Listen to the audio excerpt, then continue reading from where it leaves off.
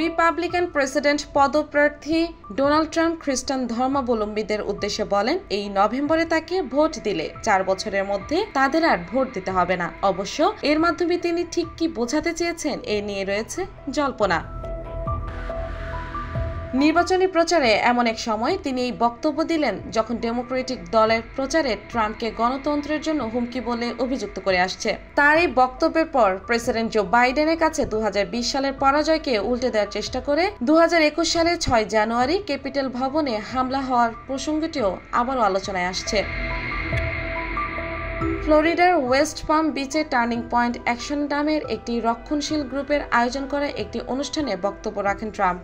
And again, Christians get out and vote just this time. সেখানে Trump বলেন, খ্রিস্টানরা বেরিয়ে আসুন এবং এবারের মতো ভোট দিন। আপনাদের আর ঠিক করতে হবে না। আরো 4 বছর আপনি জানেন সব ঠিক করতে হবে। এটা ঠিক হবে, আপনাকে আর ভোট দিতে হবে না, আমার সুন্দর খ্রিস্টানরা। You won't have to do it anymore. 4 more years, you know what?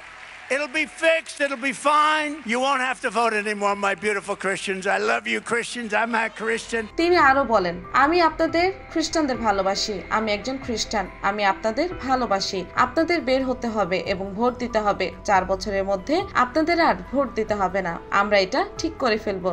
আপনাকে আর ভোট দিতে হবে না। আর ভোট দিতে হবে না অর্থ কি?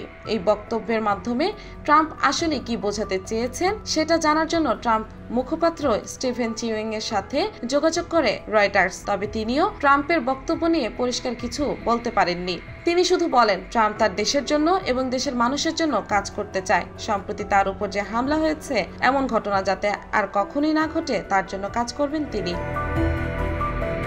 New York Bangla live news.